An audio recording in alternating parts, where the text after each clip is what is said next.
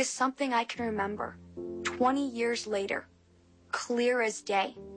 It changed me from a strong, resilient, confident child to a very angry, hate-filled, self-destructive child, teenager, and young adult. The abuse took different parts of my own soul because two people that I knew had abused me. I feared the world I lived in this breaking point where I was contemplating suicide. That ending my life would be the only answer to escape the pain that I had. Suicide. Each day goes by, the pain builds up more, and the nightmares add up. And each step I take in life is so very careful. Erin sought help from professionals and went on antidepressants. Then, in her junior year, she had an idea. And it was like one night this light bulb went off, and it was like, if I ever want that control and power back in my life again, I had to confront him in order to take that back. She poured her feelings into an email, saying his actions left a permanent scar, demanding he apologize. 7 months later, after many email exchanges, he did. Erin published that email in her book. I wish I could go back into my past and stop myself and teach myself what was wrong with my actions, but I had to learn the hard way, and unfortunately, you were the one I abused. I apologize for the past, and I hope that you can forgive me. Erin wrote back. I will take the pain you caused me to my grave someday. As for the anger and hate, I will not, for I forgive you. Was this the moment that you healed? Yeah, this moment was, a really defining moment for me to come out of darkness and decide I wanted to be a face and voice on this silent epidemic because like Trudy, like the millions of others that have suffered through this horror, we don't talk about it in our society. We are shunned, people are stigmatized, there's shame attached to this, and we don't educate children about this. We teach kids tornado drills, fire drills, bus drills. We put all this information into their heads. We teach them nothing on sexual abuse. I know. And that's why I went after a law in the state of Illinois and just recently got it passed by the Senate called Erin's Law. If someone's ever touched you inappropriately, you tell someone immediately. I'm a safe person, you can tell. That would have empowered me. There is a strong push tonight to include sexual abuse prevention into the classrooms of schools all across New York State. Working to get a law passed to require child sexual abuse education. What I was failed in my childhood, I want to make sure other kids aren't failed. Tuesday in Syracuse, Merryn joined Senators David Valesky and Jeff Klein, who are planning to introduce Erin Merryn's law. We remember it night after night. I have a daughter myself, and I don't know if I could even stand to have her sit here and hear this. This is serious, and I hope people understand how serious this is. This is not a matter of you being here for anything other than the fact that you feel it's the right thing to do. So I'm going to vote yes, and know that I will ask all my colleagues as well as others to do so. God bless you. Senator Smith will be recorded in the affirmative. Announce the result. Ayes 55, nays 1. Senator Montgomery recorded in the negative. The bill is passed.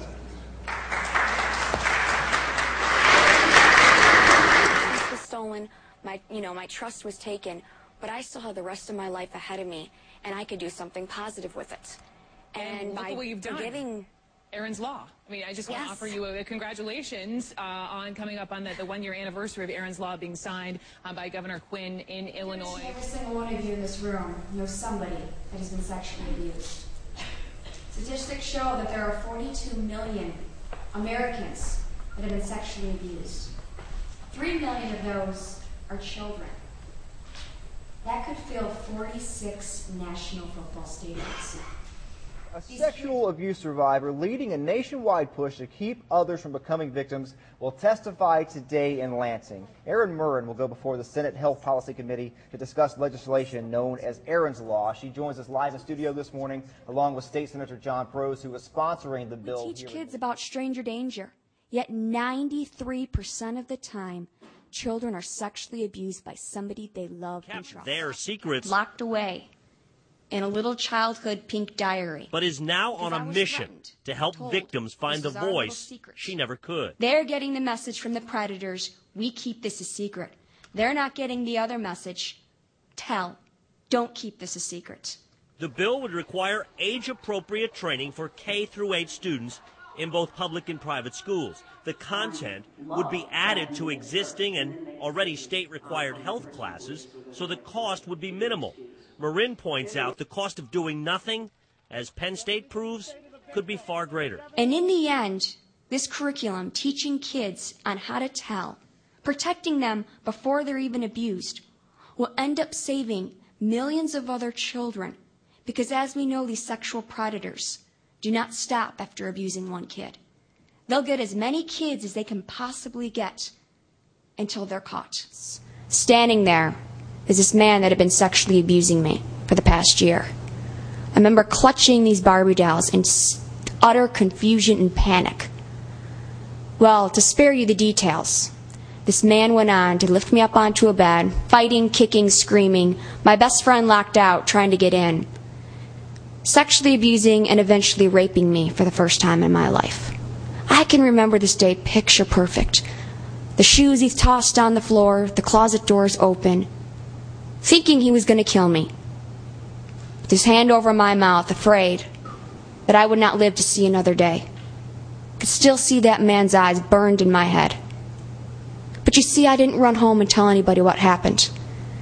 Didn't say a thing. Tonight, a Schaumburg woman named Erin Merryn wins a national honor. Glamour magazine names her one of its Women of the Year. The magazine praises Erin for turning a haunting personal experience into a crusade to help others. NBC5's Lauren Jacobs is here with her story. Lauren? Rob, among the honorees, a Supreme Court justice, a one-woman fashion powerhouse, and Olympic gold medalist. Erin Merryn says she feels honored, but hopes this national attention will help save other children. Erin Merryn was 8 years old in this home video. By that age, she had been repeatedly sexually assaulted by a friend's relative.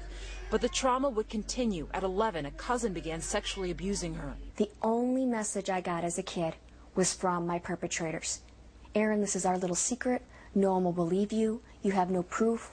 I'll come hurt you. I'll come get you. Merryn finally told her parents and later found empowerment in a childhood diary entry.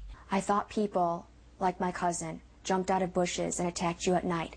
They don't warn us about our own family. And I was reading that sentence and I said, they don't warn us about our own family. It was right there. She went on a nationwide tireless crusade that led to her being named one of Glamour's Women of the Year, writing books, giving speeches, and pushing for Erin's Law, promoting sexual abuse prevention education for children. Versions of the law have already passed in 4 states.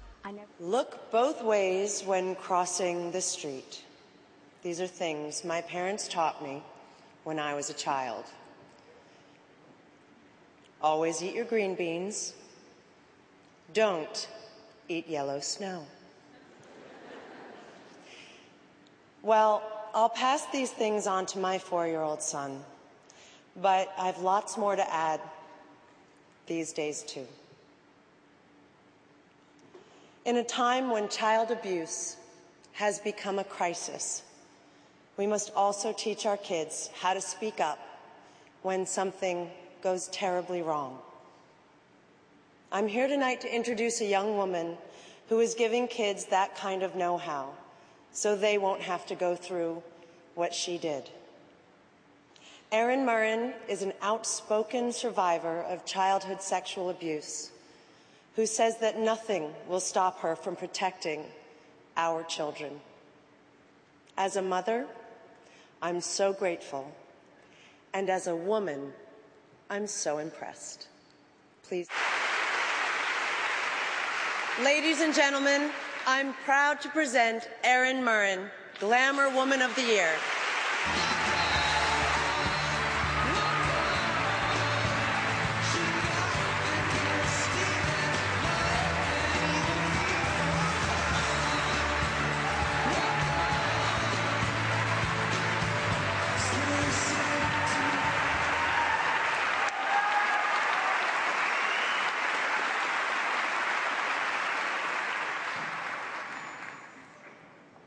Thank you for that.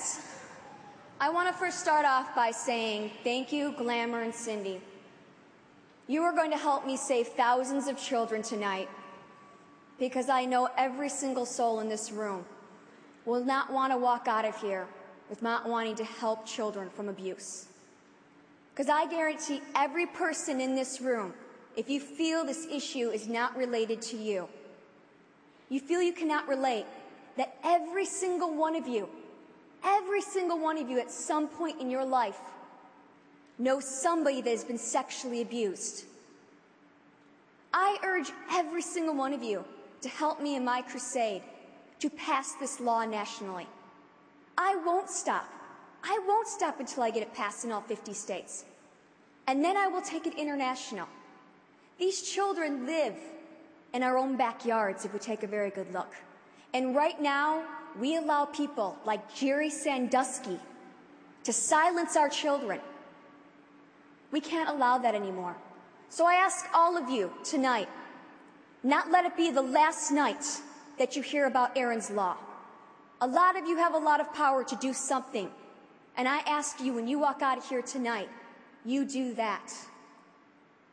I thank my parents, all the legislators that have helped me so far to get this law passed, and the future legislators that will.